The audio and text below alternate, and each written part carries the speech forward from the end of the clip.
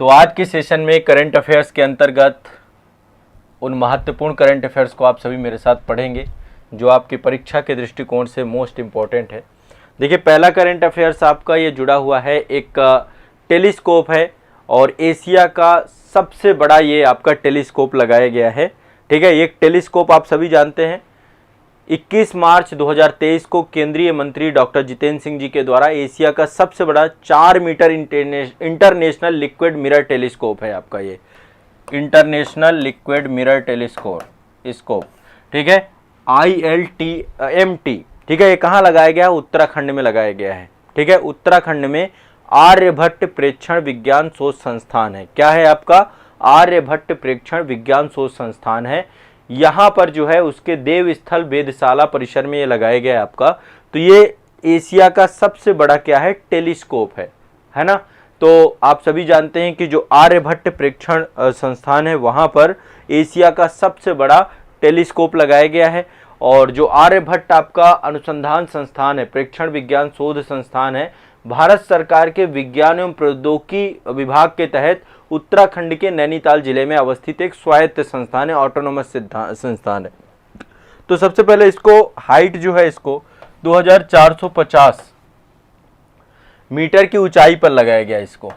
ठीक है, और आप सभी जानते हैं टेलीस्कोप का काम क्या है। आप सभी जानते हैं टेलीस्कोप, सबसे पहली बात जो आपका ब्रह्मांड है उस ब्रह्मांड की जो संरचना है उसको लेकर के ये बनाए गए हैं, डिज़ाइन किए गए हैं।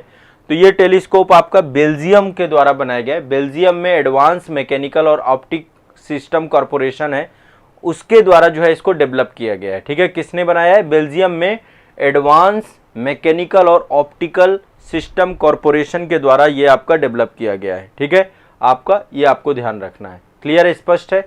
और जो है कई जगहों पे देखिए आपकी वेधशालाएं हैं, भारत में भी एक ये आपका एशिया का सबसे बड़ा लिक्विड मिरर टेलीस्कोप लगाया गया है आर्यभट्ट रिसर्च इंस्टीट्यूट नैनीताल उत्तराखंड में। एक तो आपको ये ध्यान रखना है।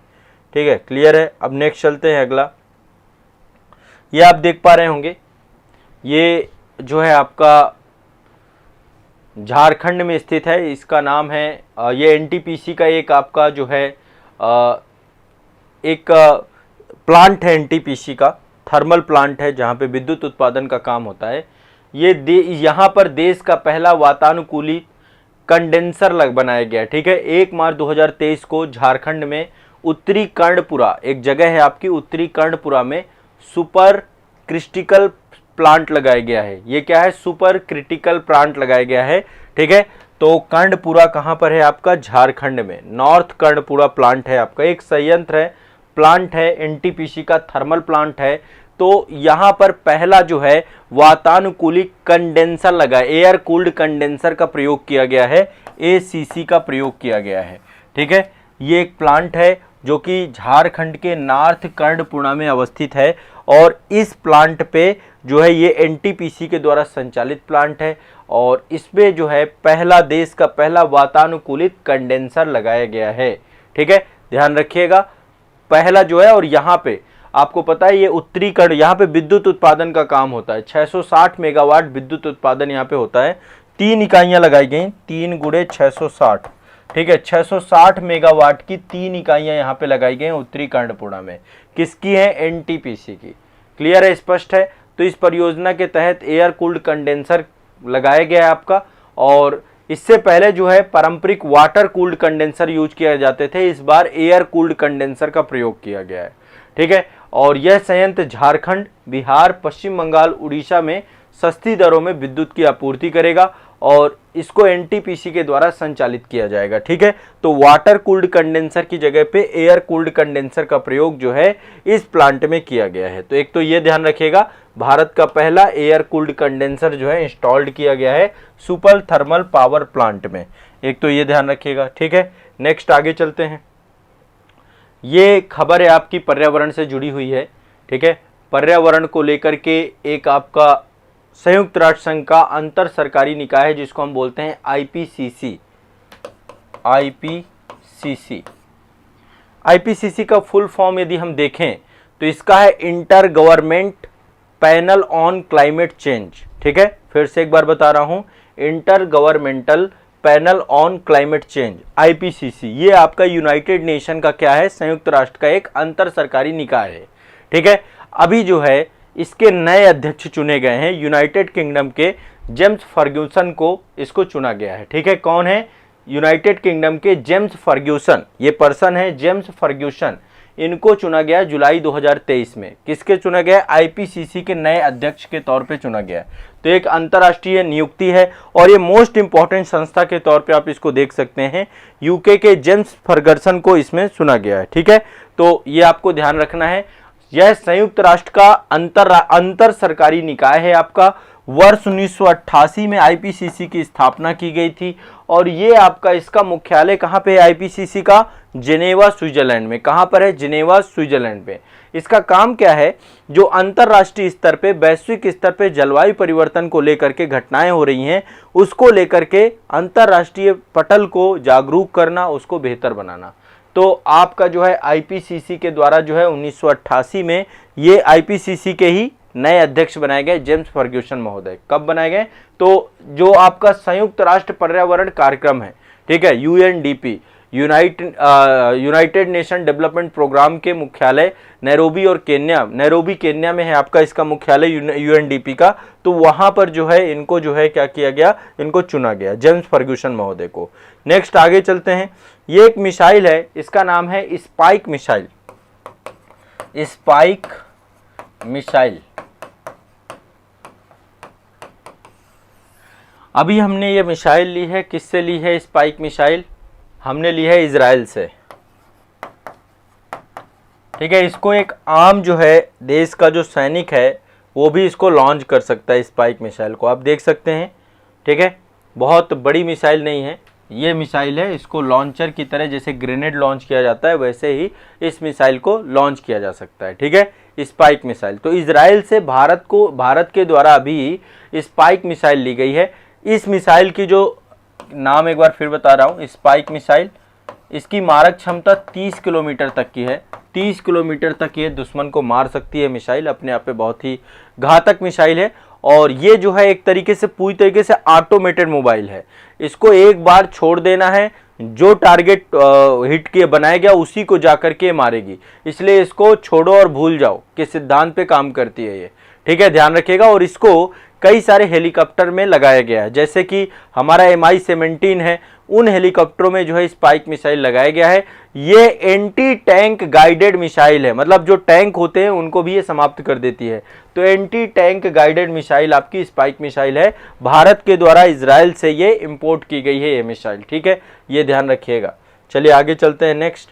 ठीक है, तो स्पाइक के बारे में मैंने आपको बता दिया, ये हेलीकॉप्टर्स में लगाई जाएगी आपकी। क्लियर है सभी को, सभी को क्लियर है। नेक्स्ट आगे चलते हैं। हमारा जो एक संगठन है DRDO, रक्षा अनुसंधान विकास संगठन, ठीक है, इसके द्वारा जो है इसको समर्पित किया गया है आकाश का पहला रेडियो फ्रीक्वेंसी सीकर। ठीक है, आकाश में, अंतरिक्ष में पहला रेडियो फ्रीक्वेंसी सीकर बनाया गया है। इसको बनाया है भारत डायनामिक्स लिमिटेड के द्वारा, जिसको हम बोलते हैं BDL। भारत डायनामिक्स लिमिटेड ने एक पहला रेडियो फ्रीक्वेंसी सीकर, जो रेडियो फ्रीक्वेंसी होती है उसको जो है सीक करने वाला बनाया गया है। तो रेडियो फ्रीक्वेंसी टर्मिनल के लक्ष्य को भेदने में हवा से सतह मार करने वाली मिसाइल सिस्टम के अंतर्गत इसको लॉन्च किया जाएगा। तो DRDO के द्वारा जो है, DRDO को अब इसको समर्पित कर दिया गया है आपका। ठीक है, और इसका उत्पादन जो है ये आपकी जो भारत डायनामिक्स लिमिटेड है, हैदराबाद में अवस्थित है, इसके द्वारा बड़े स्तर पर किया जाएगा। तो रेडियो फ्रीक्वेंसी सीकर टर्मिनल के पहले चरण का उपयोग जो है, जो हमारी हवा से हवा मार करने वाली और सतह से हवा मार करने वाली जो मिसाइलें हैं उनमें जो है ये लगाया जाएगा। ठीक है, तो पहला आकाश का रेडियो फ्रीक्वेंसी सीकर जो है आपको मैं दिखा देता हूं, ये कुछ इस तरीके से है।